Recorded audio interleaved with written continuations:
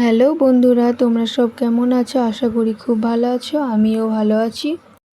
কালকে শপিং করে এসে খুব টায়ার্ড লাগছিল, তাই কি কেনাকাটা করলাম সেগুলো তোমাদের সাথে শেয়ার করতে পারিনি, তাই আজকের ভিডিওতে সেগুলো তোমাদের সঙ্গে শেয়ার করলাম।